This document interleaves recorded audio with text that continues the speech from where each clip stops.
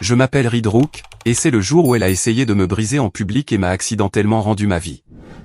Le vent de Randolph a frappé comme une gifle à la seconde où j'ai poussé la porte du restaurant, mais à l'intérieur de l'établissement du West Loop, tout n'était que chaleur, lumière, verre qui teinte et ce bourdonnement de samedi bondé qui vous donne l'impression de faire partie de quelque chose, même quand ce n'est pas le cas.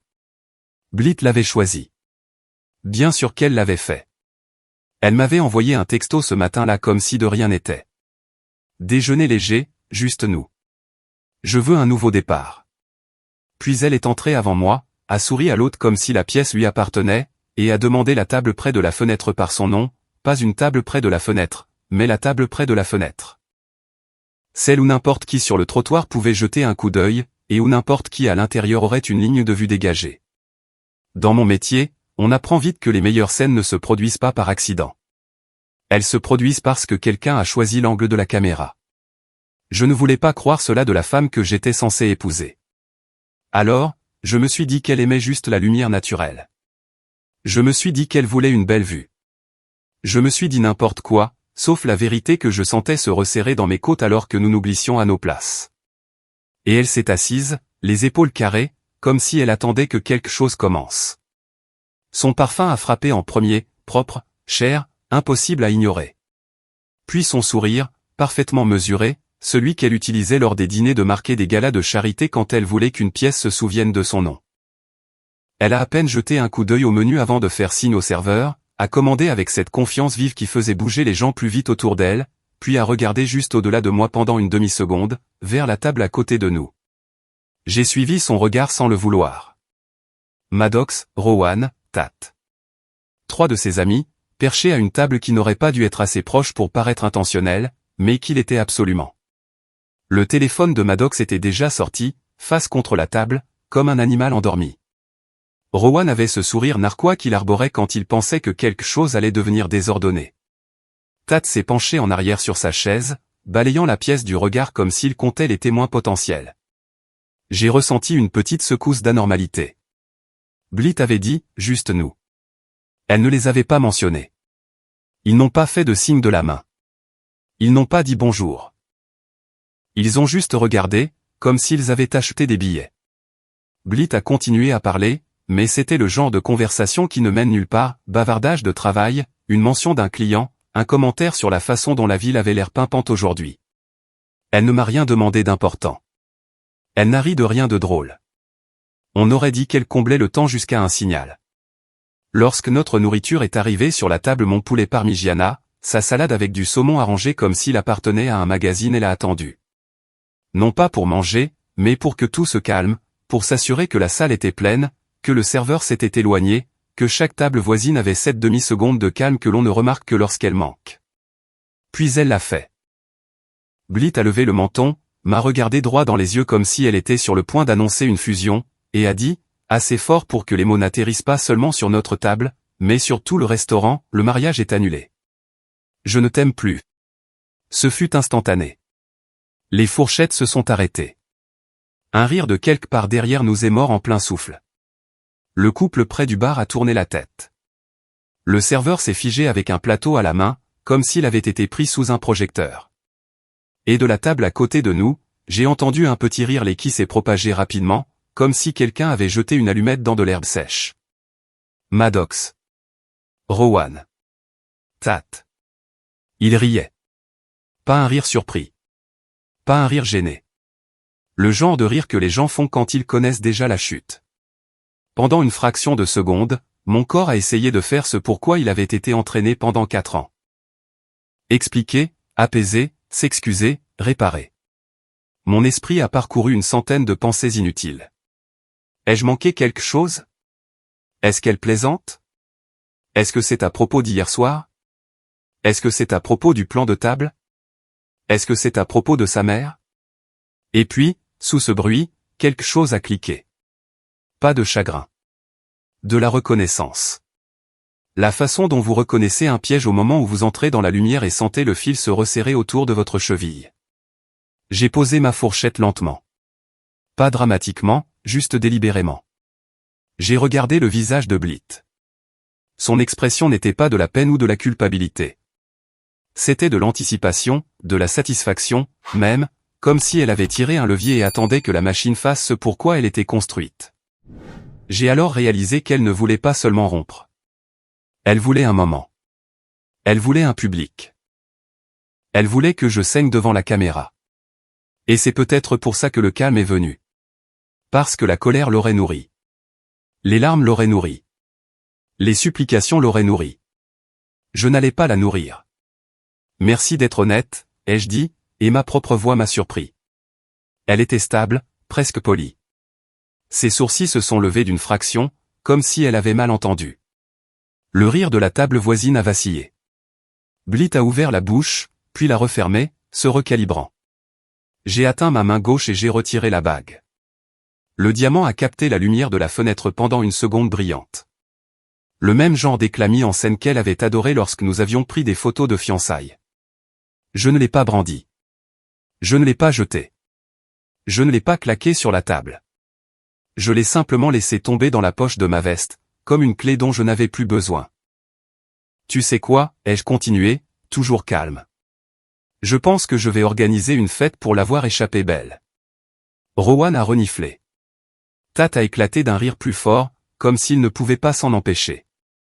La bouche de Blitz s'est retroussée en un sourire narquois, du genre qui disait qu'elle pensait que je gérais mal la situation, que je disais quelque chose de mignon avant de m'effondrer. La salle est restée silencieuse, mais c'était le genre de silence qui écoute. J'ai pris une gorgée d'eau, j'ai reposé le verre et j'ai sorti mon portefeuille. J'ai compté de l'argent pour ma part du repas, et un peu plus, assez pour couvrir le pourboire, comme une excuse au serveur pour avoir été entraîné dans cette scène. Je l'ai posé sur la table avec le même calme que j'utilisais lorsque je clôturais un contrat de fournisseur.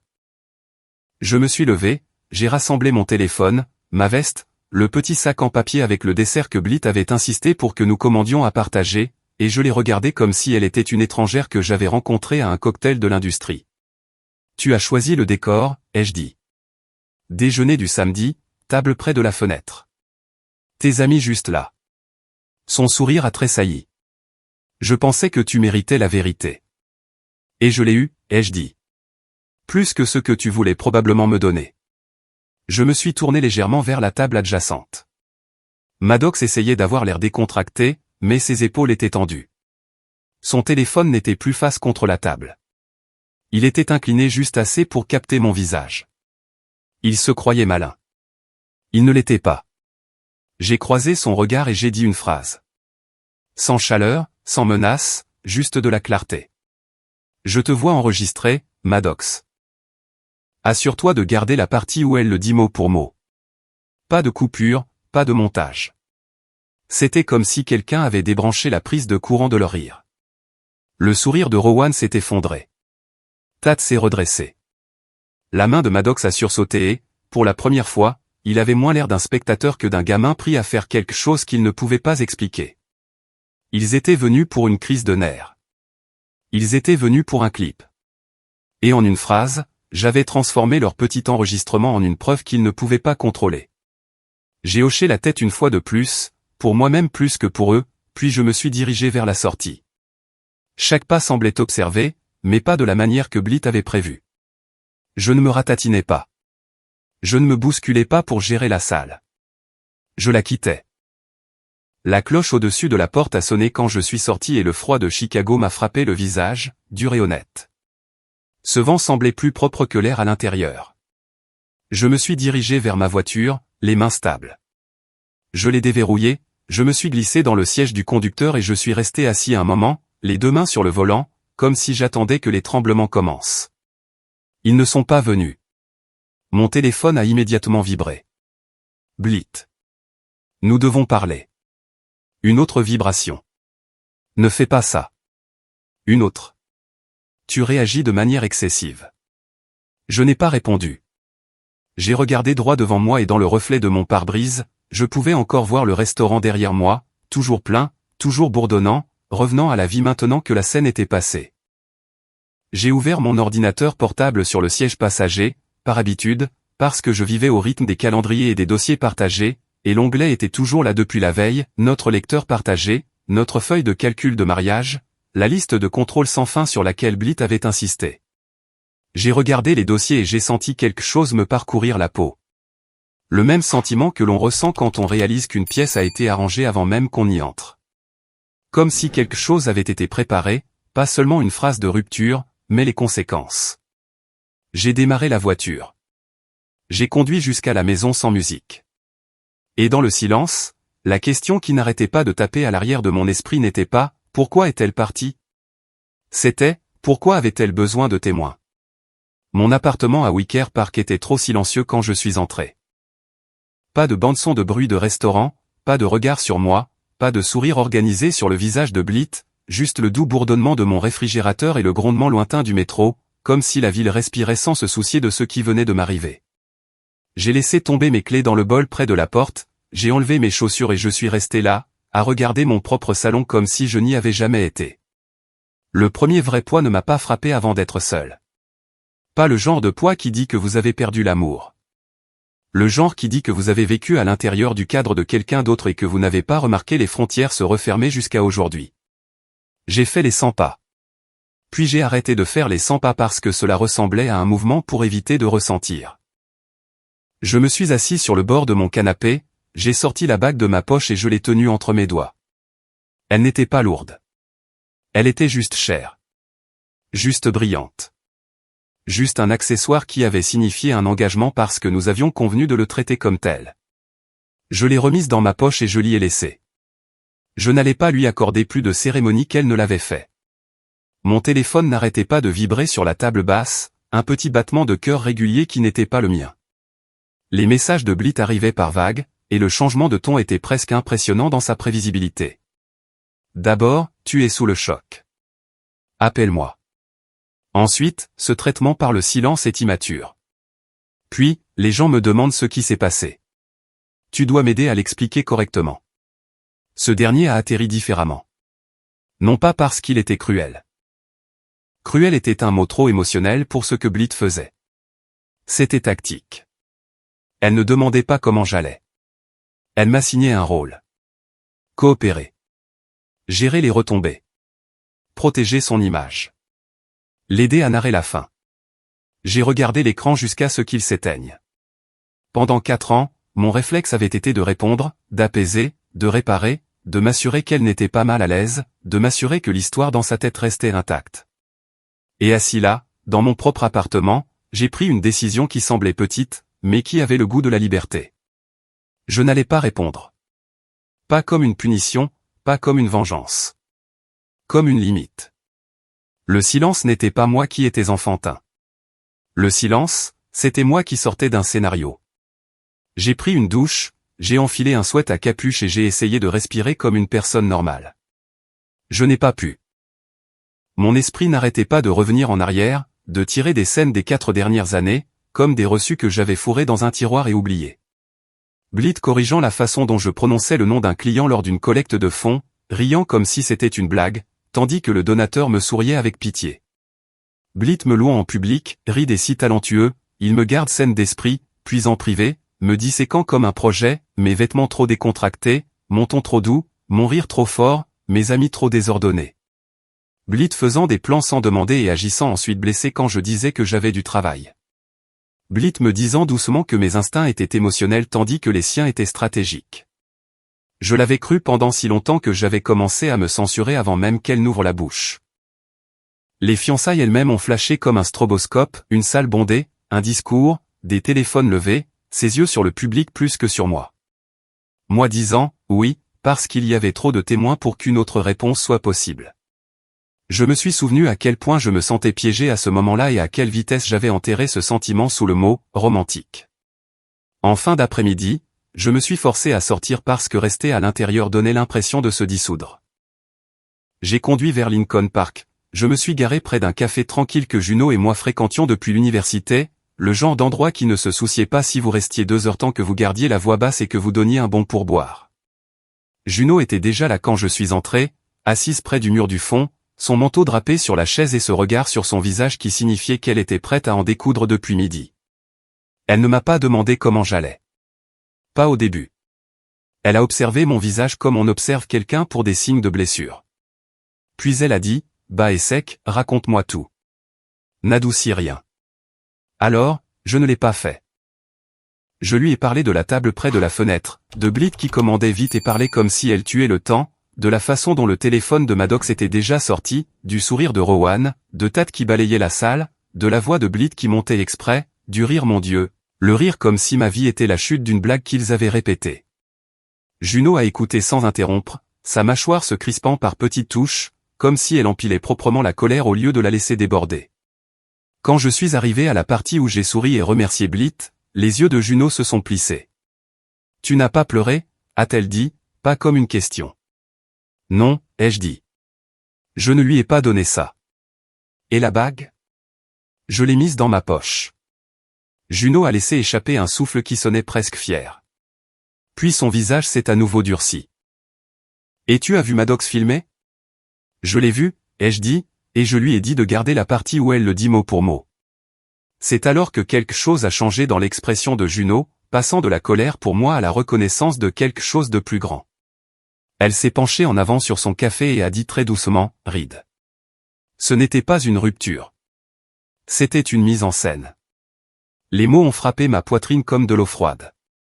Je l'avais senti, mais l'entendre à voix haute le rendait réel d'une manière que mes propres pensées n'avaient pas osé le faire. Juno a continué. Tu produis des événements.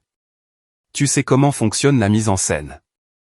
Tu sais comment les gens choisissent l'éclairage, les lignes de vue, le timing et les témoins. Tu sais à quoi ça ressemble quand quelqu'un construit un moment pour un public. Elle a tapé une fois du doigt sur la table, contrôlée. Blit et sa petite bande ne se sont pas retrouvés là par hasard. Ils ont été placés. J'ai regardé le tourbillon de mousse dans ma tasse et j'ai senti mon estomac tomber.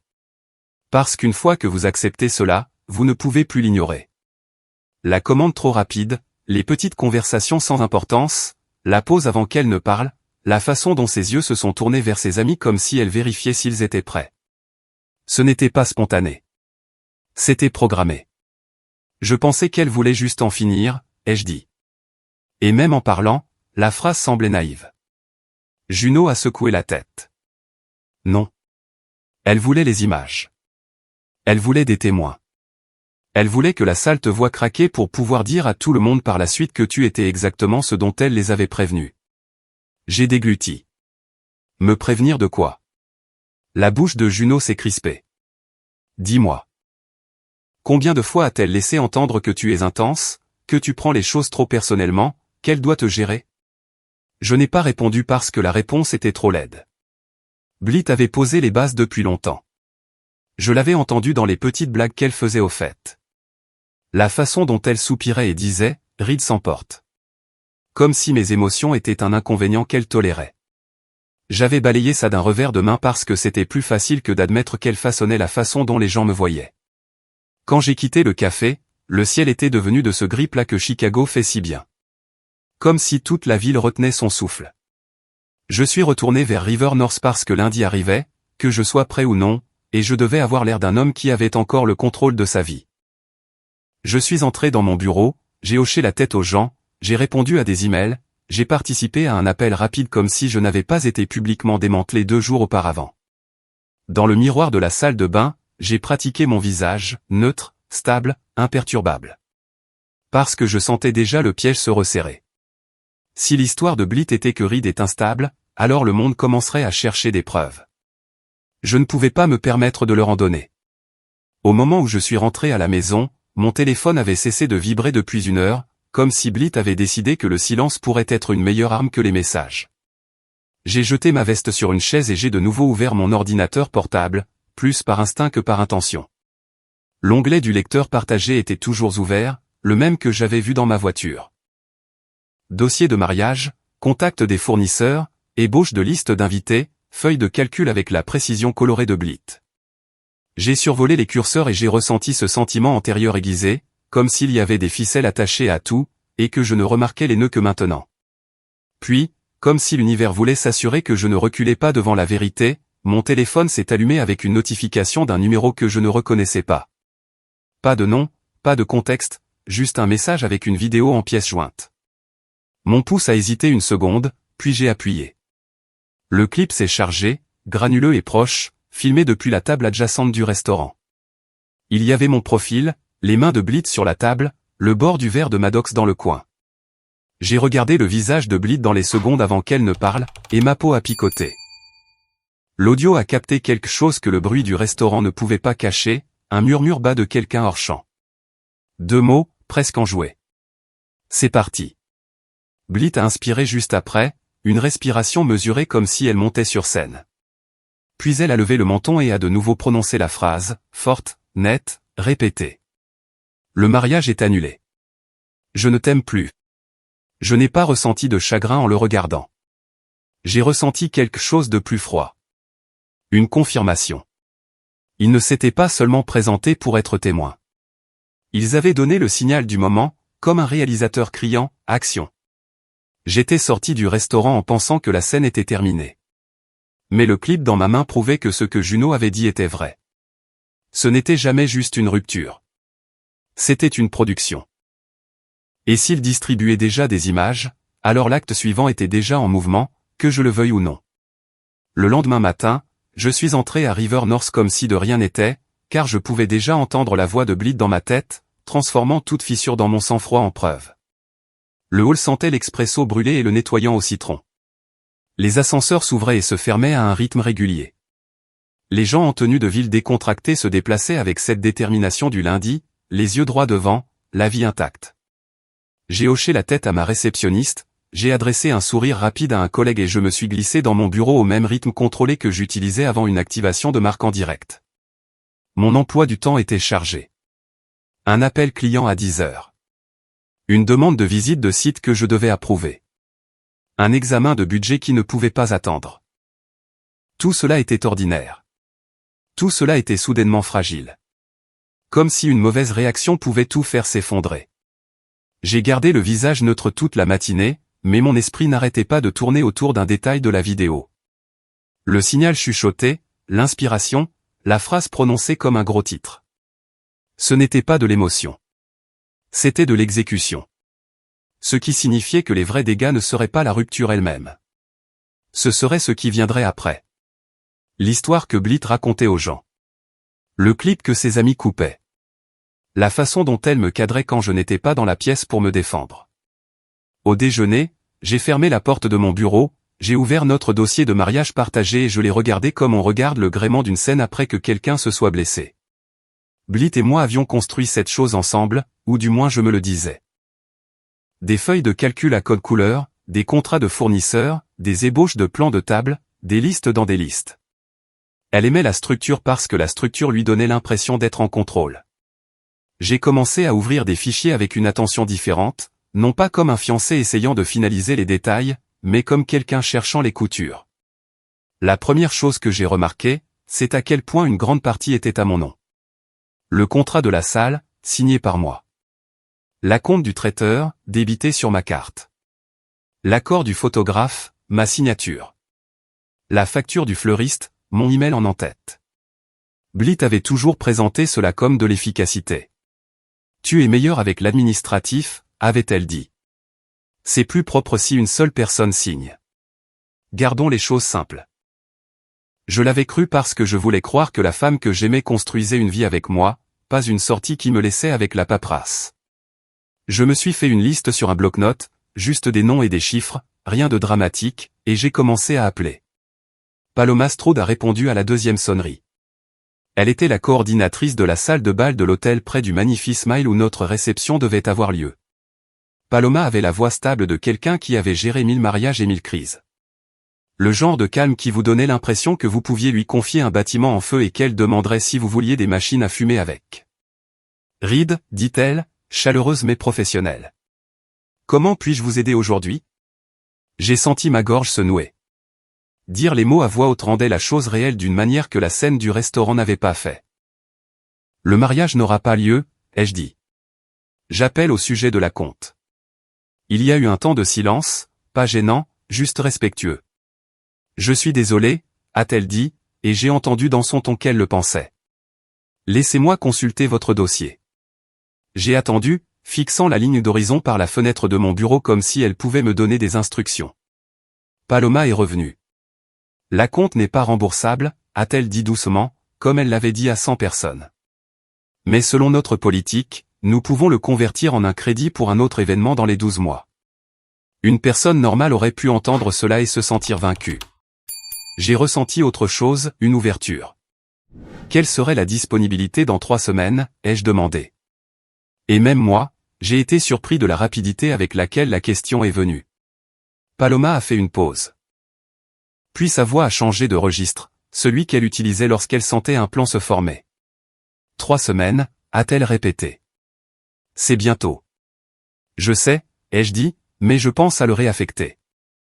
Même salle, raison différente. Une autre pause, puis une petite expiration qui sonnait comme une approbation. Si vous voulez ce samedi, je peux vous le réserver pendant 48 heures pendant que nous mettons à jour l'accord. Dites-moi ce que vous envisagez. Je n'ai pas dit « vengeance ». Je n'ai pas dit « exposition ». Je n'ai rien dit qui me ferait paraître instable. J'ai gardé les choses simples et vraies. Une célébration, ai-je dit. Un nouveau départ. D'accord, a répondu Paloma, comme si elle comprenait plus que ce que j'avais dit. Envoyez-moi un email. On s'arrangera. Quand j'ai raccroché, je me suis assis dans mon fauteuil et j'ai laissé l'idée s'installer. Blit avait voulu une fin publique où elle contrôlait le récit. Si je disparaissais dans la honte, elle écrirait l'histoire. Si je suppliais, elle écrirait l'histoire. Si je me déchaînais, elle écrirait l'histoire. Mais si je me levais calmement, publiquement, et que je présentais cela comme moi qui avançais au lieu d'être jeté, son emprise sur le récit se relâcherait. Non pas parce que j'essayais de l'humilier, mais parce que je refusais d'être casté comme le personnage brisé dans son scénario. J'ai appelé le traiteur ensuite, puis le photographe, puis le fleuriste. Chaque conversation a révélé une autre couche que je n'avais pas voulu voir. Greer Lennox, notre photographe, a décroché alors qu'elle était entre 2 tournages. Sa voix était vive mais gentille. Quand j'ai expliqué, elle n'a pas halté ni demandé de ragot. Elle a juste dit « Je suis désolé, Reed. Vraiment. » Puis elle a ajouté « Je peux vous rembourser la moitié de la compte. » Ce n'est pas la norme, mais je le peux. J'ai cligné des yeux, pris au dépourvu. Vous n'avez pas à faire ça. Je sais, a-t-elle dit. Mais je veux le faire. Et si vous me permettez de dire cela, je me suis demandé pourquoi vous aviez l'air si tendu à chaque fois que vous veniez à une réunion de planification. Les mariages sont stressants, bien sûr, mais vous aviez toujours l'air de vous préparer à un impact. Comme si vous essayiez de garder l'air calme. Les mots ont atterri avec une douleur sourde. Ce n'était pas seulement mes amis qui avaient remarqué que je me ratatinais. Des étrangers l'avaient remarqué aussi. Des gens qui n'étaient censés voir que la surface heureuse. Merci, ai-je réussi à dire. J'apprécie. Puis j'ai appelé Dante Sora dans sa boutique de fleurs à Printer Row. Dante a répondu avec le bruit de ciseaux qui coupaient en arrière-plan et de la musique douce, quelque chose de jazzy et de old school. Il avait été notre fleuriste pendant des mois, nous guidant à travers les options, la durabilité, les palettes saisonnières. Blit l'avait adoré parce qu'il était talentueux. Elle l'avait aussi traité comme un distributeur automatique. Appuyez sur le bon bouton, obtenez l'arrangement exact qu'elle voulait. Reed, a dit Dante, et sa voix s'est immédiatement adoucie. J'ai entendu dire quelque chose par oui dire. Est-ce que ça va? Ça va, ai-je dit. Et le fait que je le pensais à ce moment-là m'a surpris. J'appelle au sujet du contrat. Il n'a pas demandé de détails. Il n'a pas fouiné. Il a juste soupiré. Je peux annuler de mon côté, a-t-il dit. Et écoutez, je vais dire ça avec précaution parce que ce n'est pas ma place, mais vous avez porté tout ce processus sur votre dos. J'ai regardé le mur de briques devant la fenêtre de mon bureau. Que voulez-vous dire? Je veux dire, chaque fois que vous veniez, a dit Dante, vous vous excusiez. Vous ne choisissiez pas des fleurs. Vous négociez la paix. Vous avez changé les couleurs parce qu'elle le voulait. Vous avez changé les quantités parce qu'elle le voulait. Vous avez changé tout le style parce qu'elle le voulait. Et vous aviez l'air plus petit, Reed. Comme si vous essayiez de ne pas prendre de place. Ma poitrine s'est serrée. Je me suis souvenu de ces réunions. Comment j'avais souri et hoché la tête pendant que Blit rejetait mes suggestions. Comment j'avais essayé d'adoucir son ton avec Dante. Comment j'étais sorti en ayant l'impression que le mariage n'était pas à propos de nous, mais de son image de nous. Je ne savais pas que ça se voyait, ai-je dit doucement. La voix de Dante était douce mais ferme. Ça se voyait, a-t-il dit, pour quiconque n'avait pas peur de le voir. Quand l'appel s'est terminé, je suis resté assis avec mon téléphone à la main et j'ai laissé le schéma se mettre en place. Blythe ne voulait pas seulement le contrôle sur le mariage. Elle voulait le contrôle sur moi, sur mon apparence, sur mes réactions, sur la façon dont j'étais perçu. La scène du restaurant n'était pas une cruauté isolée. C'était l'expression la plus pure de quelque chose qui se passait depuis le début. J'ai envoyé un email à Paloma cet après-midi-là. Je lui ai demandé de réserver la salle de bal pour le 3e samedi à partir de maintenant. 3 semaines me semblait la bonne distance, assez proche pour que l'histoire soit encore vivante, assez loin pour que je puisse planifier quelque chose d'intentionnel. Je pouvais déjà le voir, des guirlandes lumineuses au lieu de projecteurs blancs crus, une musique qui ressemblait à ma vie au lieu de la sienne, des couleurs qui n'étaient pas choisies pour impressionner son monde des relations publiques. Je n'essayais pas de créer un spectacle. J'essayais de récupérer mon propre récit avant qu'elle ne me mette dans une boîte LED. Ce soir-là, de retour dans mon appartement, j'ai ouvert le fichier de la liste des invités, la feuille de calcul principale que Blythe avait insisté pour maintenir. Des onglets pour la famille, les amis, les collègues, les accompagnants, les besoins alimentaires. J'ai parcouru les noms et j'ai ressenti une étrange séparation, comme si je regardais une carte d'une vie qui n'avait jamais été vraiment la mienne.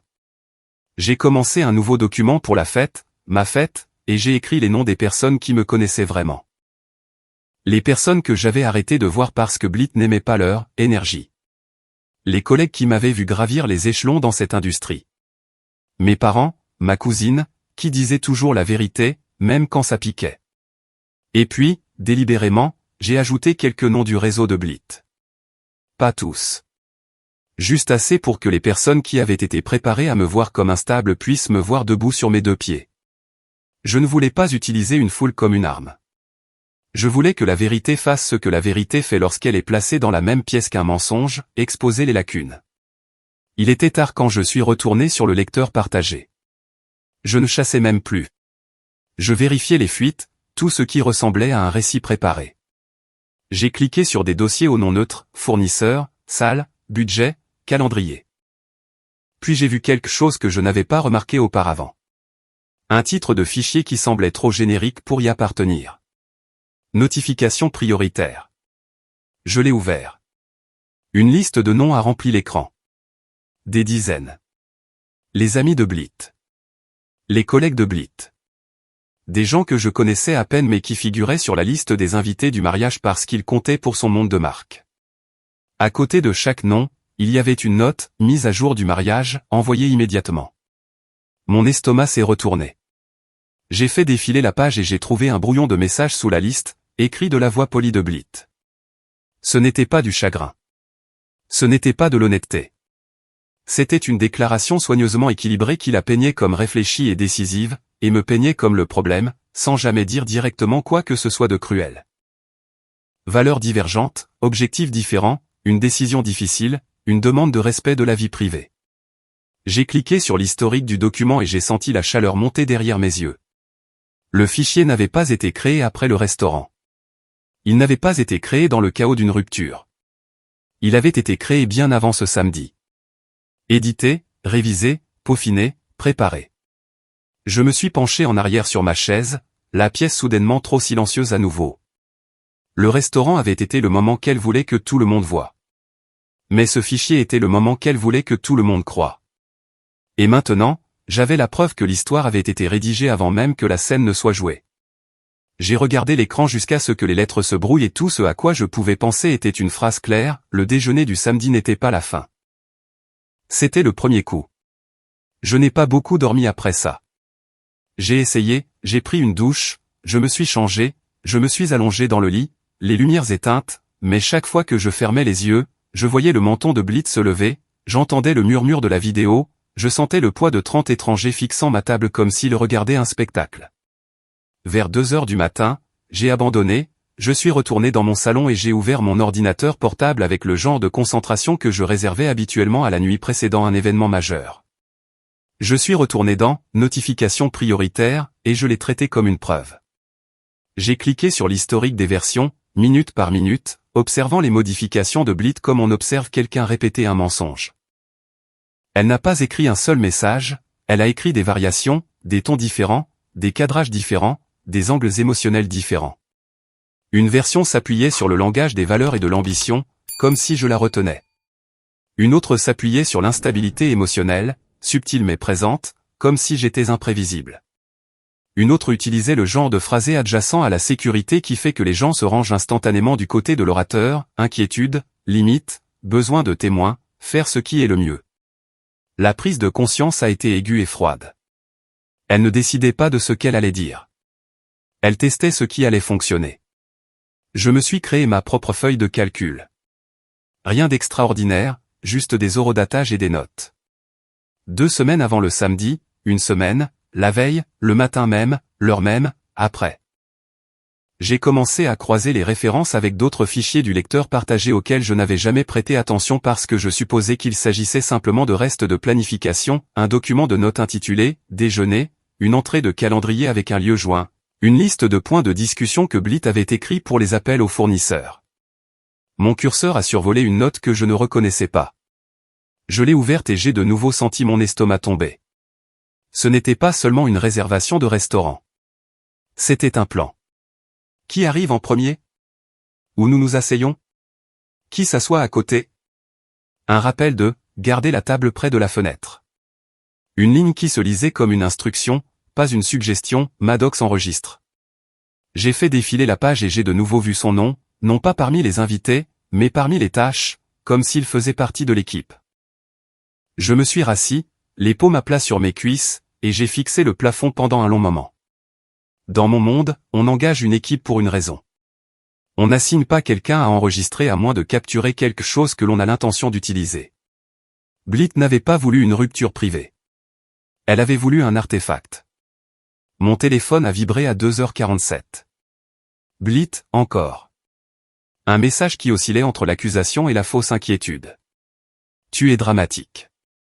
Nous pouvons gérer cela comme des adultes. Ne te ridiculise pas, je n'ai pas répondu. J'ai regardé l'écran s'assombrir et j'ai senti une étrange stabilité revenir. Elle pouvait écrire ce qu'elle voulait dans les SMS. Ce qui comptait, c'était ce qu'elle avait déjà écrit dans ses propres documents. Le lendemain, à River North, je me suis déplacé dans le bureau comme un homme transportant un verre d'eau rempli à ras-bord. Pas de virage brusque, pas de déversement, pas de fissure. J'ai gardé la voix mesurée lors des appels. J'ai souri quand quelqu'un a fait une blague. J'ai donné des mises à jour avec la même cadence calme que j'utilisais toujours. Je sentais des yeux sur moi d'une manière que je n'avais pas sentie auparavant. Peut-être imaginaire, peut-être pas. Mais j'ai refusé de donner à quiconque un moment qu'il pourrait mal interpréter. L'histoire de Blit avait besoin que j'aie l'air instable. Je n'allais pas fournir le visuel. Au déjeuner, je suis sorti, la ville bruyante autour de moi, et j'ai appelé Juno. Elle a répondu à la première sonnerie. Tu as trouvé quelque chose, a-t-elle dit immédiatement, comme si elle pouvait l'entendre dans ma respiration. Oui. Je lui ai dit, et j'ai décrit le fichier, la liste, les brouillons, les dates. Je l'ai entendu se taire. Le genre de silence qui signifiait qu'elle était assez en colère pour être prudente avec ses mots. Ce n'est pas de l'écriture de panique, a finalement dit Juno. C'est de la stratégie. Elle a écrit la fin avant de filmer la scène. J'ai trouvé des notes, ai-je ajouté, sur le déjeuner. Qui s'assoit où? L'enregistrement de Maddox. Juno a laissé échapper un rire sec, sans humour. Bien sûr. Elle devait s'assurer que les images soutenaient l'histoire. Et il y a plus, ai-je dit, parce que ma gorge avait commencé à se sentir à nouveau serrée, et je devais le dire à voix haute avant que mon esprit n'essaie de l'adoucir. J'ai trouvé la preuve qu'elle avait déjà décidé comment je réagirais. J'ai parlé à Juno d'un extrait de conversation que j'avais découvert, enterré dans un fil archivé. Blit, disant à quelqu'un nonchalamment, avec confiance, que j'allais exploser, que tout le monde verrait enfin, ce qu'elle disait, qu'elle avait juste besoin de témoins. La voix de Juno s'est abaissée. Donc, elle t'a écrit un rôle, a-t-elle dit. Le fiancé instable, le gars dont elle devait s'échapper. Oui, ai-je dit. Et je n'ai pas lu mes répliques. Un instant, tout ce que j'entendais, c'était la circulation et ma propre respiration. Puis Juno a dit, il ne s'agit plus d'une rupture, Reed. Il s'agit de ton nom, de ton travail, de tes relations. Elle essaie de brûler le pont derrière elle et de te mettre le feu pendant qu'elle s'éloigne. J'ai levé les yeux vers les immeubles de verre qui m'entouraient, le ciel réfléchi, les gens qui passaient en courant avec des sacs à lunch et des écouteurs. Que dois-je faire, ai-je demandé, et j'ai détesté que la question m'échappe, parce que j'avais passé des années à demander à Blit quoi faire. Je ne demandais pas la permission maintenant. Je demandais une perspective. Tu continues à faire ce que tu fais, a dit Juno. Reste calme, organise-toi et fais en sorte que ton prochain coup soit propre. Cette nuit-là, de retour à Wicker Park, je suis allé plus loin. J'ai vérifié nos entrées de calendrier partagé. J'ai vérifié les anciens fils de discussion par email. J'ai extrait les relevés téléphoniques de notre forfait familial de la même manière que l'on extrait les journaux pour un audit budgétaire et j'ai parcouru la liste des numéros. Un numéro n'arrêtait pas d'apparaître, à partir du début de l'été. Des appels courts au début, dispersés, puis plus longs, puis fréquents. Un rythme, une relation qui grandissait dans les marges de ma vie. Pendant que je planifiais les centres de table et les plans de table. J'ai copié le numéro dans mes notes, puis j'ai cherché dans le lecteur partagé tout ce qui correspondait. Je ne l'ai pas trouvé au début. Puis j'ai trouvé un nom dans un dossier qui n'avait rien à voir avec les mariages. Soren Ashford. C'était dans un fil de discussion que Blit n'avait pas supprimé. Peut-être parce qu'elle ne pensait pas que je regarderais. Peut-être parce qu'elle supposait que je serais trop dévasté pour fonctionner. Le message n'était pas long. Il n'en avait pas besoin. C'était le genre de phrase que l'on envoie lorsque l'on passe d'une vie à l'autre sans s'arrêter pour sentir les décombres. Demain, j'en finis. J'ai hâte d'être libre. Ensuite, nous pourrons commencer notre nouveau chapitre. Mes mains sont devenues froides. Non pas par jalousie. La jalousie aurait impliqué que je concourais. Ce que j'ai ressenti, c'est une clarté qui s'est aiguisée en quelque chose de presque douloureux. La rupture publique n'était pas seulement une fin. C'était un passage de relais, une transition avec des témoins et des images et une déclaration préécrite pour que Blit puisse entrer dans sa prochaine histoire sans aucune tache sur sa réputation. Je suis resté assis là pendant un long moment, l'ordinateur portable ronronnant, le bruit de la ville filtrant par mes fenêtres. Dans ma tête, j'ai rembobiné le samedi à nouveau, mais maintenant chaque détail atterrissait différemment. La façon dont Blit n'a pas tremblé. La façon dont ses amis ont ri avant même que je ne parle. La façon dont Maddox tenait son téléphone comme s'il avait répété l'angle. La façon dont Blit a inspiré au bon moment. Mon téléphone a de nouveau vibré.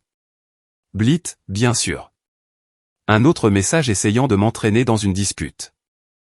Si tu continues à te comporter comme ça, les gens vont penser que tu ne vas pas bien. N'aggrave pas les choses. Je l'ai supprimé et j'ai ouvert mes notes.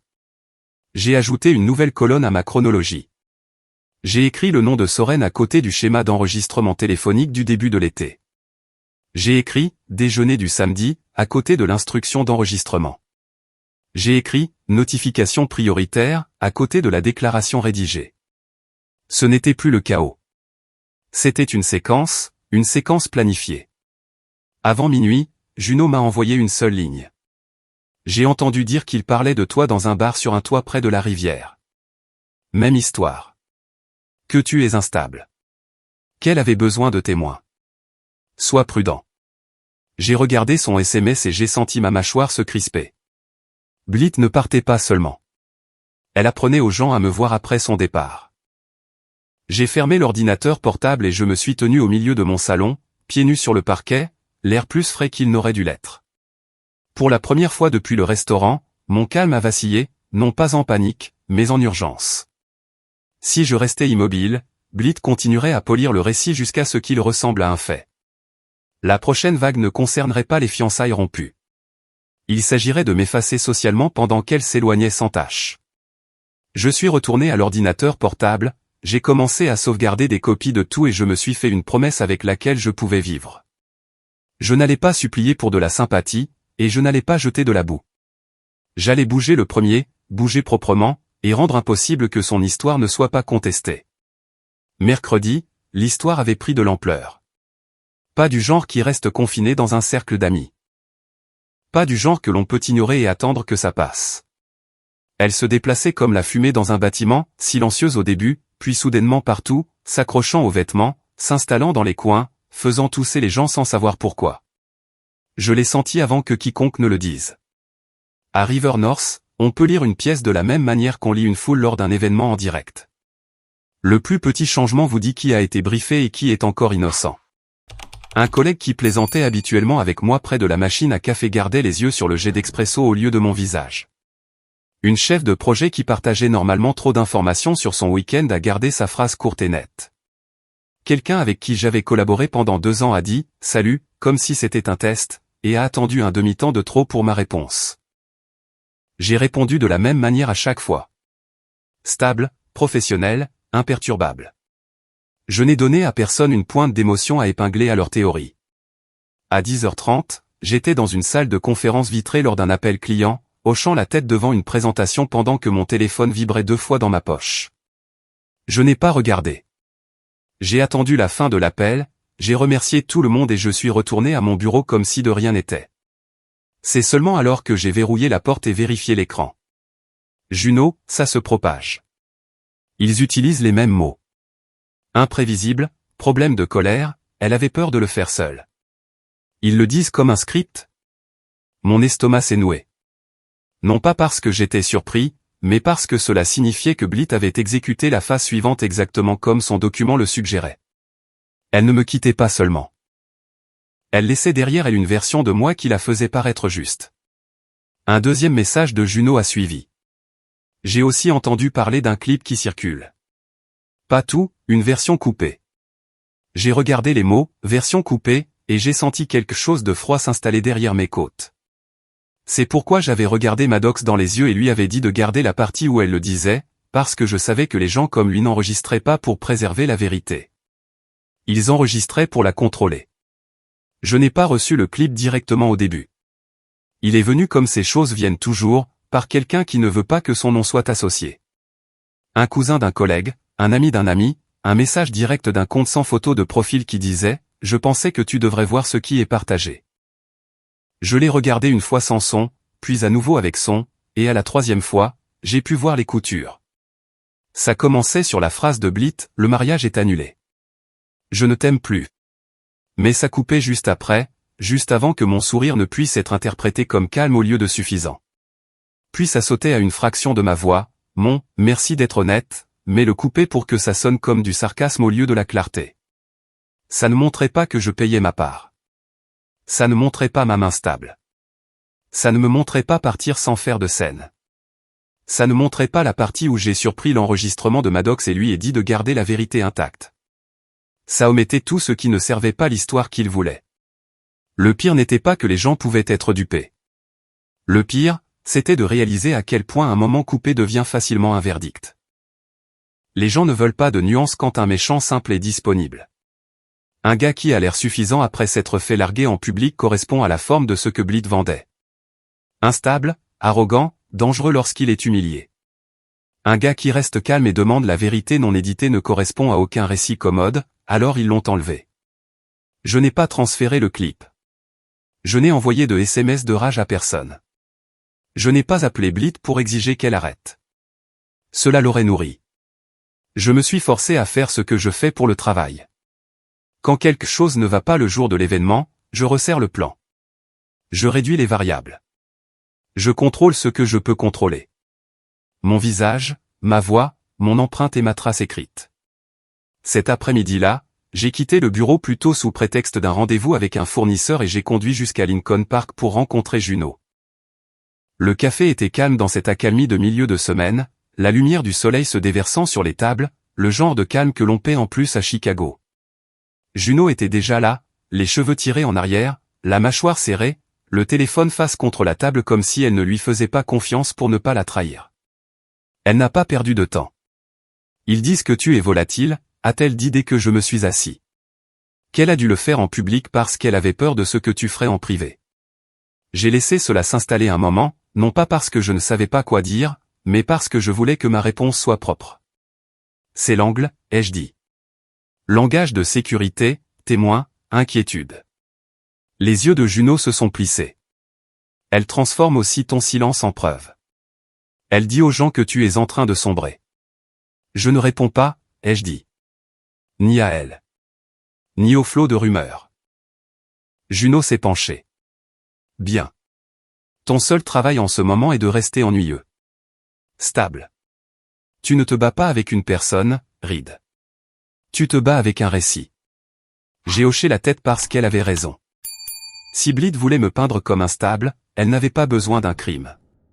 Elle avait besoin d'un clip, d'une poignée de mots et d'une réaction. Les gens feraient le reste pour elle si vous leur en donniez assez. Que faisons-nous?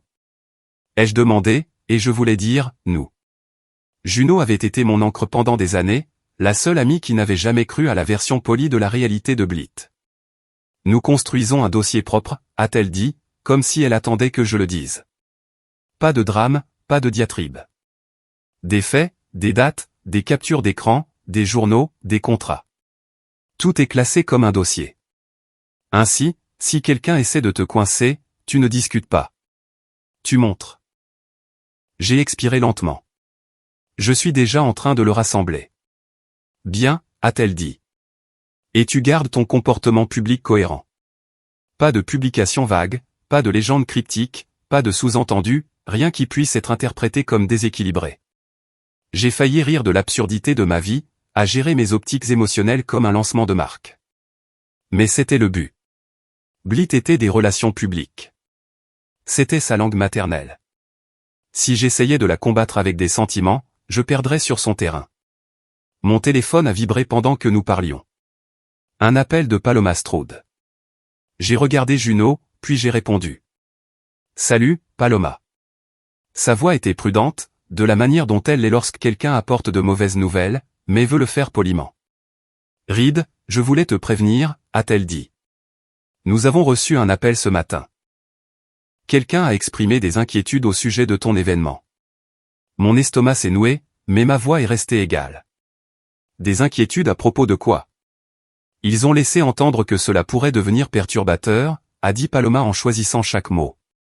Que ce pourrait être un déballage public de griefs. Ils ont suggéré que nous reconsidérions l'organisation. Les yeux de Juno ont brillé de colère de l'autre côté de la table. J'ai gardé mon ton calme. Se sont-ils identifiés? Non, a dit Paloma. Ils n'ont pas. Ils ont mentionné votre nom et la date. C'est pourquoi je vous appelle directement. Je vous connais. Je sais comment vous vous êtes comporté lors de nos interactions, mais j'ai aussi une équipe d'opération qui devient nerveuse lorsque le langage du risque apparaît. J'ai laissé passer un temps, puis j'ai dit, merci de me l'avoir dit. J'aimerais que toutes les préoccupations soient soumises par écrit à mon email afin que nous puissions répondre formellement. Je vous enverrai également la description mise à jour de l'événement et notre code de conduite pour l'espace. Ce sera une célébration privée standard, rien de plus. Paloma a expiré, le soulagement se lisant dans sa voix. Cela aiderait, a-t-elle dit. Et Reed, je suis désolé. Je n'aime pas le sentiment que quelqu'un essaie d'influencer une décision de salle par la rumeur. J'apprécie, ai-je dit. J'enverrai un email dans l'heure. Quand j'ai raccroché, la bouche de Juno était serrée. Elle essaie de te couper la scène, a-t-elle dit. Exactement, ai-je répondu. Si l'événement est annulé, elle pourra pointer du doigt et dire, vous voyez, il se déchaîne. Et si tu te démènes pour trouver une salle à la dernière minute, tu auras l'air chaotique, a ajouté Juno en terminant la pensée, ce qui est ce qu'elle veut. J'ai hoché la tête. Donc, nous ne nous démenons pas. Nous documentons. Nous restons formels. Nous avons quitté le café et avons marché quelques pâtés de maison dans cet air vif de Lincoln Park, le lac pas loin, la ville faisant semblant d'être calme. Dans ma tête, je faisais des calculs. Les amis de Blythe avaient coupé le clip.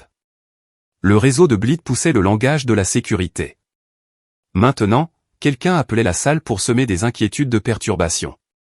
Le schéma était cohérent. Me pousser à une réaction ou bloquer ma capacité à présenter une alternative stable. Ce soir-là, j'ai appelé Dante. Non pas parce que j'avais encore besoin de fleurs, mais parce que Dante était devenu un témoin inattendu de la forme de ma relation. Il a répondu de sa boutique. La même musique douce, le même bruit de travail en arrière-plan. Reed, a-t-il dit, et je pouvais entendre de l'inquiétude. J'allais te contacter. Il s'est passé quelque chose, ai-je demandé. La voix de Dante s'est abaissée. Quelqu'un est venu aujourd'hui, a-t-il dit, ne demandant pas d'arrangement, mais des questions sur toi. Un frisson m'a parcouru. Qu'ont-ils demandé? Ils ont demandé si tu avais un tempérament colérique, a dit Dante. Si tu étais difficile pendant la planification. Si tu avais déjà frappé une table. Si tu avais déjà mis Blit mal à l'aise. Ce n'était pas subtil. Ma mâchoire s'est crispée, mais j'ai gardé ma voix contrôlée. Ont-ils dit qui ils étaient? Non, a dit Dante. Ils ont agi comme s'ils étaient simplement curieux, comme s'ils se souciaient d'elle. Mais j'ai eu l'impression qu'ils essayaient de recueillir des phrases pour une histoire. J'ai regardé le comptoir de ma cuisine, les jointures blanchissant autour de mon téléphone. Blit ne parlait pas seulement. Elle faisait du shopping pour des témoignages. Essayant de transformer les impressions des fournisseurs en preuves de caractère. Que leur as-tu dit, ai-je demandé, sachant déjà que Dante ne mentirait pas, je leur ai dit la vérité, a dit Dante. Que tu n'étais jamais le problème. Que tu étais patient. Que tu essayais toujours d'arranger les choses. Et que si quelqu'un avait l'air mal à l'aise pendant la planification, c'était toi. Une douleur sourde a frappé ma poitrine, un mélange de gratitude et de chagrin. Merci, ai-je dit. Je ne le fais pas pour les remerciements, a répondu Dante. Je le fais parce que je n'aime pas voir quelqu'un se faire réécrire.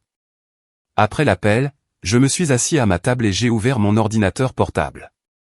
J'ai créé un dossier sur mon bureau intitulé « Dossier propre », puis des sous-dossiers à l'intérieur, chronologie, capture d'écran, documents, journaux d'appel, email des fournisseurs, contrat de la salle, comparaison de clips. J'ai tout sauvegardé. J'ai tout étiqueté avec des dates. J'ai écrit de courtes notes avec du contexte, comme on le ferait si l'on s'attendait à ce que quelqu'un d'autre le lise plus tard. Pas de commentaires émotionnels, juste les faits qui ne pouvaient être contestés sans mentir. J'étais à mi-chemin de l'organisation de l'historique des versions de « notification prioritaire » lorsqu'un nouveau message de Juno est arrivé. Marie qui ne veut parler. Elle a dit qu'elle ne se sentait pas bien à propos de l'enregistrement de Maddox. Elle a demandé si elle pouvait te joindre. J'ai regardé le SMS pendant un long moment. Marie, la partenaire de Maddox. Quelqu'un d'assez proche du cercle restreint pour savoir ce qui était prévu, mais assez à part pour se sentir coupable. J'ai tapé en retour, oui. Dis-lui que je la rencontrerai. 1 minute plus tard, mon téléphone a de nouveau vibré. Blit, cette fois d'un numéro que je n'avais toujours pas bloqué parce qu'une partie de moi voulait que chaque message soit conservé, que chaque tentative soit enregistrée. Reed, j'ai entendu parler de ce que tu prépares. S'il te plaît, ne transforme pas cela en une campagne de diffamation publique. Je peux aussi raconter ma version. Gérons cela en privé. Les mots étaient prudents, polis, un avertissement enveloppé d'inquiétude. Elle ne suppliait pas, elle se positionnait. Elle voulait que je me sente menacé par l'idée de sa version, comme si la vérité était une pièce que nous avions tous les deux le droit de frapper. Je n'ai pas répondu. J'ai fait une capture d'écran, je l'ai sauvegardée dans le dossier et j'ai fixé le plafond jusqu'à ce que ma respiration ralentisse. Blit n'avait pas peur que je parle. Elle avait peur que je reste calme pendant que d'autres personnes assemblaient les pièces par elles-mêmes. Elle avait besoin que je devienne l'homme instable qu'elle avait décrit pour pouvoir se sentir à nouveau en sécurité dans son histoire. Et plus je restais discipliné, plus ses mouvements devenaient désespérés. Nous avons rencontré Marie Keane un jeudi soir dans un endroit calme du Near Northside, où l'éclairage était doux et où personne ne se souciait de qui vous étiez. Juno est venue avec moi, non pas pour parler à ma place, mais parce que 2 témoins calmes sont plus difficiles à déformer qu'un seul. Marie est arrivée avec 10 minutes de retard, les épaules voûtées sous un manteau de laine, les yeux fuyants comme si elle cherchait quelqu'un qu'elle ne voulait pas voir. Elle ne ressemblait en rien à une méchante. Elle ressemblait à quelqu'un qui avait réalisé trop tard de quoi elle avait fait partie. « Je suis désolée », a-t-elle dit avant même de s'asseoir. Sa voix était fine, tendue. Je ne savais pas à qui d'autre le dire. J'ai gardé une posture ouverte, les mains visibles sur la table. Le calme était maintenant mon armure. Ce n'est pas grave, ai-je dit. Commencez où vous devez commencer. Marie a dégluti. Ils en ont parlé avant, a-t-elle dit, et les mots sont sortis rapidement, comme si elle les retenait. Le déjeuner, le plan. Ce n'était pas spontané. Ma mâchoire s'est crispée, mais ma voix est restée égale. Qui sont-ils? Blit. Maddox. Rowan. Tat, a dit Marie. Tout le groupe. Ils s'envoyaient des SMS à ce sujet des jours avant. Maddox était excité, comme si c'était du contenu. Les yeux de Juno se sont plissés, mais elle n'a pas interrompu. Marie a baissé les yeux sur ses mains. Maddox m'a dit que c'était une intervention, a-t-elle dit. Il a dit que Blythe avait besoin de soutien parce qu'elle avait peur de la façon dont vous réagiriez si elle rompait seule. Il a fait passer ça pour de la sécurité, comme si elle faisait la chose courageuse. J'ai laissé cela s'installer. Le même langage que Juno m'avait prévenu. Le même cadrage que j'avais vu dans les brouillons de Blythe. Et le tournage, ai-je demandé. Le visage de Marie a rougi. Il n'a pas appelé ça à tourner, a-t-elle dit. Il a appelé ça à avoir des preuves. Il a dit que vous alliez exploser et qu'alors personne ne pourrait dire qu'elle exagérait à votre sujet. Il a dit que les gens devaient le voir. Sa voix s'est brisée. Je ne pensais pas que ce serait si cruel. Je ne pensais pas qu'il voulait que vous soyez humiliés. Je pensais qu'il voulait qu'elle soit en sécurité. Je me suis penché légèrement en avant. Est-ce que Blythe a dit que j'allais exploser? Ai-je demandé. Et je connaissais déjà la réponse, mais j'avais besoin que ce soit dit à voix haute par quelqu'un de l'intérieur. Marie a hoché la tête. Oui, a-t-elle chuchoté. Elle a dit que vous alliez faire un spectacle. Elle a dit que vous alliez crier. Elle a dit que vous alliez montrer vos vraies couleurs et qu'alors tout le monde comprendrait enfin pourquoi elle devait rompre. Elle n'arrêtait pas de dire « il va me donner raison ». Marie a levé les yeux brillants. Mais ensuite, vous ne l'avez pas fait. Et Maddox était furieux. Pas contre elle, contre vous. Comme si vous aviez ruiné son moment. Juno a laissé échapper un lent souffle par le nez, la colère contenue, mais vive. J'ai senti une étrange stabilité s'installer plus profondément en moi. Marie venait de confirmer ce que les documents de Blythe suggéraient, la conclusion existait avant l'événement. L'événement n'était là que pour la soutenir. Pourquoi me le dites-vous maintenant, ai-je demandé doucement. Les épaules de Marie se sont affaissées. Parce que je ne peux pas dormir, a-t-elle dit. Parce que je n'arrête pas de les entendre parler de vous comme si vous étiez une menace, et ça ne correspond pas à ce que j'ai vu. Vous n'avez même pas élevé la voix. Vous avez payé, vous êtes parti. Vous étiez contrôlé. Elle a dégluti à nouveau. Et parce que Maddox continue d'envoyer le clip comme si c'était drôle, comme si vous étiez une blague. J'ai hoché la tête une fois. Merci, ai-je dit. Je ne vous demande pas de les combattre. Je vous demande juste d'être honnête si quelqu'un vous demande ce que vous savez. Marie a hoché la tête rapidement, reconnaissante pour une demande qui n'exigeait pas de drame. Je le ferai, a-t-elle dit. Je lui ai déjà dit que je n'étais pas d'accord. Il a dit que j'étais sensible. Je l'ai regardé un instant. Si vous êtes d'accord, ai-je dit, envoyez-moi un court résumé de ce que vous venez de me dire. Dans vos propres mots. Datez-le. C'est tout. Marie a hésité, puis a hoché la tête. D'accord, a-t-elle dit. Je peux le faire. Quand nous sommes partis, l'air extérieur était assez froid pour piquer. Juno a marché à côté de moi en silence pendant un pâté de maison avant de parler. C'est votre témoin, a-t-elle dit. Pas pour les brûler. Pour vous ancrer à la réalité quand ils essaieront de la réécrire. J'ai hoché la tête. Et cela signifie qu'elle panique, ai-je dit, parce qu'elle avait besoin que tout le monde soit aligné. Le lendemain matin l'a prouvé. À 10 heures, mon calendrier a sonné pour une réunion que je n'avais pas prévue, un point avec les RH et mon directeur de département. L'objet de l'invitation était neutre, presque amical, un peu trop amical. Les mots de Juno ont résonné dans ma tête. Vous vous battez contre un récit. Les récits ne restent pas dans les SMS. Ils vont là où votre vie est vulnérable. Je suis entré dans la salle de conférence, la colonne vertébrale droite et le visage calme. La représentante des RH, une femme nommée Lynn, a souri comme si elle essayait d'adoucir quelque chose de désagréable. Mon directeur, Marcus, avait l'air fatigué, inquiet, pas encore accusateur, mais prudent, comme s'il avait reçu des informations qu'il ne voulait pas. Reed, a commencé Marcus. Nous voulions faire le point. Nous avons entendu dire que vous aviez eu une situation personnelle cette semaine. J'ai gardé la voix égale. Oui, ai-je dit. Mes fiançailles ont pris fin. Lynn a hoché la tête. Nous sommes désolés, a-t-elle dit. Et puis elle a fait ce que les RH font toujours, elle est passée de la sympathie au risque. Quelques messages ont circulé, a-t-elle poursuivi.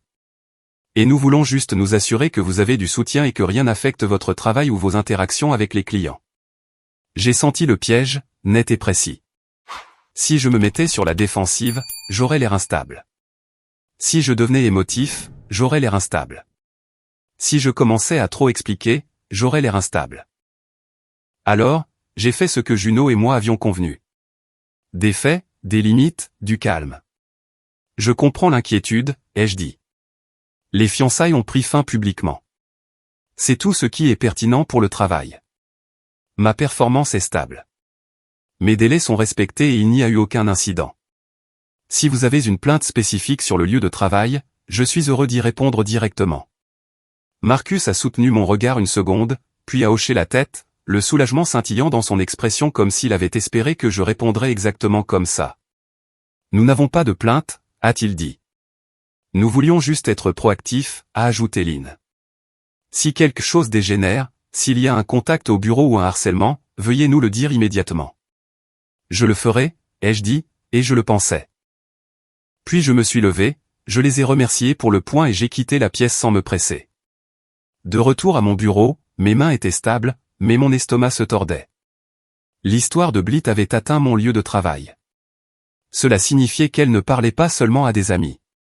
Elle poussait le récit dans des canaux professionnels où il pouvait me blesser d'une manière qu'une rupture ne devrait jamais. Mon téléphone a sonné avant le déjeuner. Paloma, encore. Reed, a-t-elle dit, et sa voix portait plus de tension cette fois. Nous avons reçu un email. Quel genre de mail, ai-je demandé, me préparant déjà. Il est formel, a dit Paloma. Il prétend que l'événement que vous organisez est destiné à dénigrer publiquement une autre personne. Il suggère que cela pourrait inciter au harcèlement. Il nous demande d'examiner si l'organisation est conforme à nos politiques. J'ai fermé les yeux une demi-seconde, puis je les ai rouverts. Pouvez-vous me le transférer? Ai-je demandé.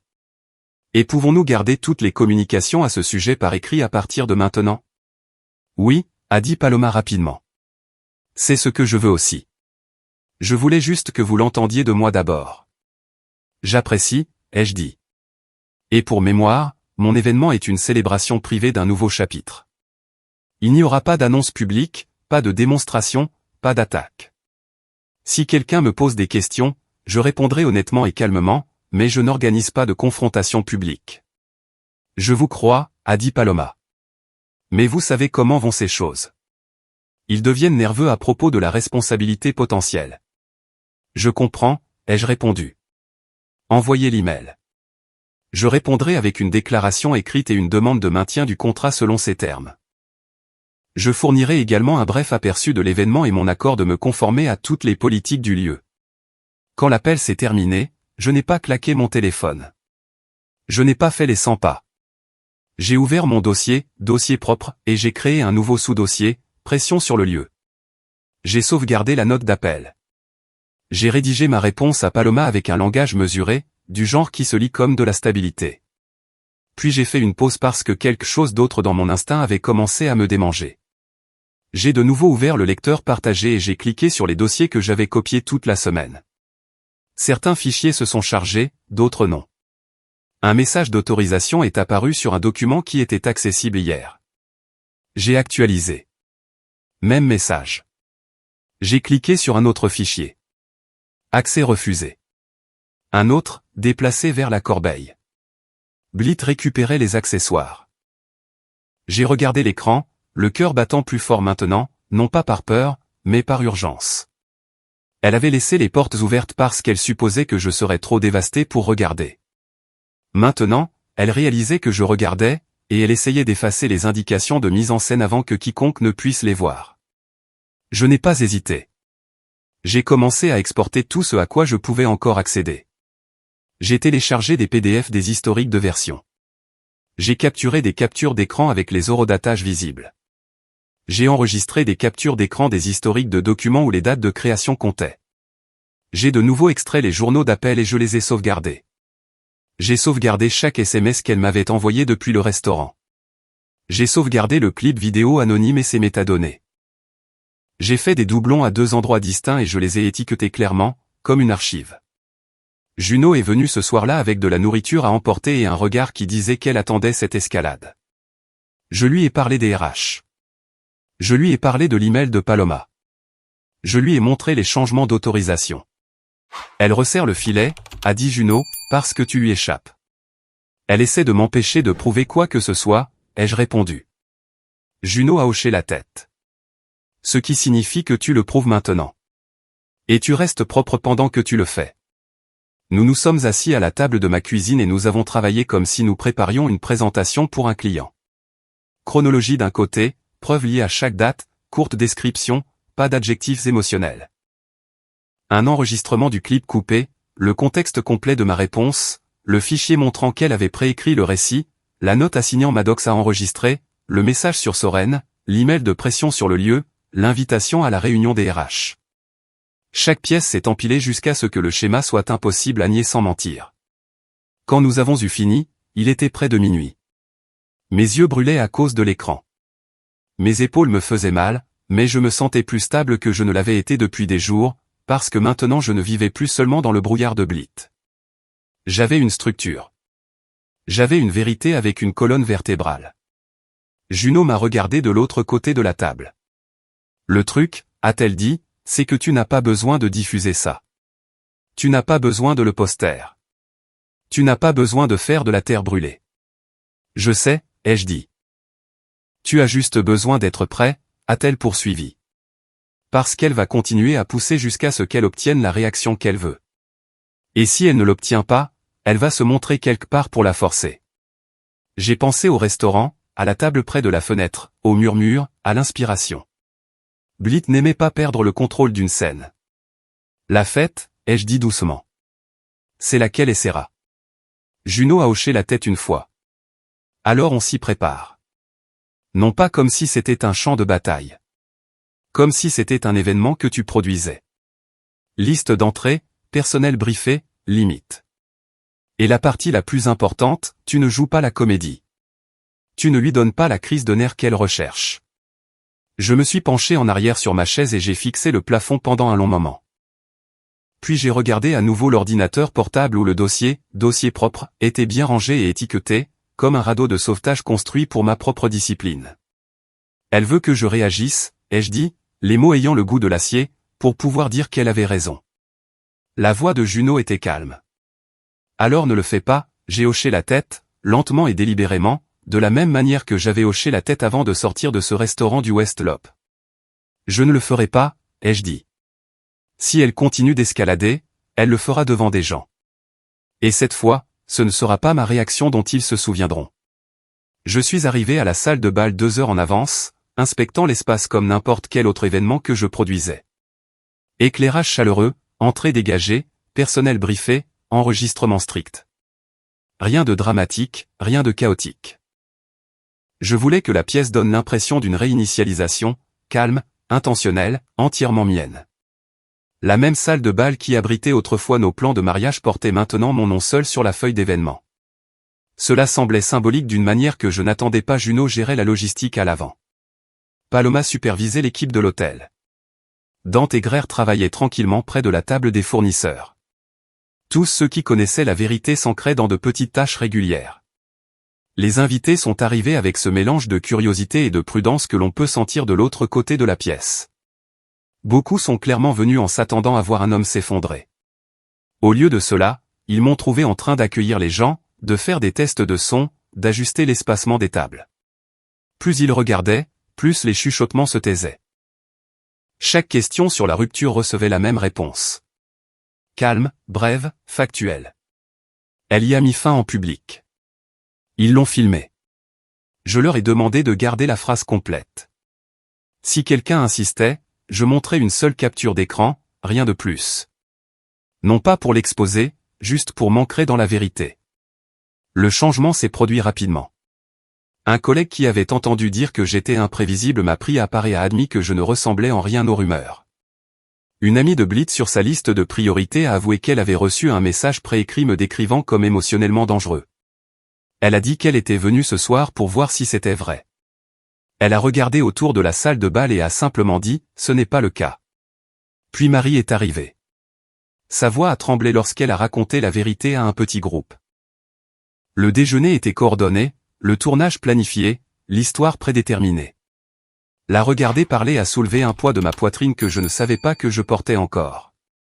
Les gens qui avaient ri à ce restaurant fixaient maintenant le sol, réalisant qu'ils avaient été des accessoires. Vers 9 heures, Paloma s'est approchée avec un avertissement rapide. Quelqu'un essayait d'entrer sous des prétextes de dernière minute, bousculant le personnel, essayant de créer une scène. Mais la liste d'enregistrement a tenu bon. Pas de drame, pas de perturbation. La salle de bal est restée stable. Puis Blit est entré. Pas discrètement, pas soudainement. La foule s'est immobilisée alors qu'elle traversait la pièce avec l'urgence de quelqu'un essayant de récupérer un récit qui lui échappait déjà. Elle a appelé mon nom sèchement, assez fort pour que les têtes se tournent. Elle m'a accusé d'attaquer sa réputation, de voler des fichiers, de raconter des mensonges. Je n'ai pas égalé son volume. Je ne me suis pas approché d'elle. J'ai simplement dit, ce sont des documents partagés. Leurs horodatage parlent d'eux-mêmes. Et j'ai laissé le silence faire le reste. Quand j'ai mentionné la date de création de « notification prioritaire », des jours avant la rupture, son sang-froid s'est fissuré. Sa voix s'est élevée, ses mains ont tremblé. Plus elle essayait de rejeter la faute, plus la salle reculait. C'était la version d'elle que personne n'avait été autorisé à voir. Elle est partie quelques minutes plus tard, stupéfaite de la rapidité avec laquelle le terrain avait changé. Je n'ai pas suivi.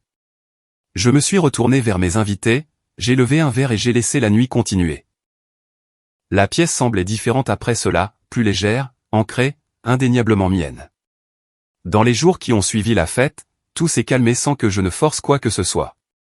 Des messages d'excuses sont arrivés de personnes qui avaient cru à son histoire. Des collègues qui avaient gardé leur distance sont passés à mon bureau pour prendre de mes nouvelles. Les RH ont classé le dossier de préoccupation sans commentaire. Des fournisseurs m'ont contacté pour me dire que Blit avait essayé de clarifier les choses, mais n'avait fait qu'exposer plus de contradictions. Marie a envoyé un dernier message confirmant qu'elle avait dit à Maddox qu'elle en avait fini de faire partie de ça, et leur relation s'est fissurée sous le coup. J'ai appris que Soren s'était éloigné d'elle. Non pas à cause de moi, mais parce qu'il a réalisé qu'elle n'avait pas survécu à quelque chose de difficile. Elle avait orchestré quelque chose de cruel. Cette vérité a tendance à voyager plus loin que n'importe quelle version organisée. Je me suis concentré sur l'avenir. J'ai renoué avec des amis dont je m'étais éloigné, non pas avec culpabilité, mais avec honnêteté. Ma famille m'a vu reprendre ma voie au lieu de me ratatiner autour du confort de quelqu'un d'autre. Et lentement, j'ai reconstruit la partie de ma carrière que j'avais mise en pause. J'ai pris de petits projets indépendants, j'ai utilisé mes relations avec les fournisseurs pour relancer mon portfolio et j'ai loué un petit studio près de Fulton Market. 6 mois plus tard, j'avais des clients réguliers. 1 an plus tard, un véritable espace de travail avec mon nom sur la porte. En y repensant, ce déjeuner du samedi n'était pas le jour où ma vie s'est effondrée. C'était le jour où le scénario qu'elle avait écrit pour moi a cessé de fonctionner. Je ne l'ai pas exposé. Je n'ai pas riposté. Je suis simplement sorti de son histoire et j'ai construit la mienne, une où la vérité n'a pas besoin d'un public pour se tenir debout et où le calme devient sa propre sorte de preuve.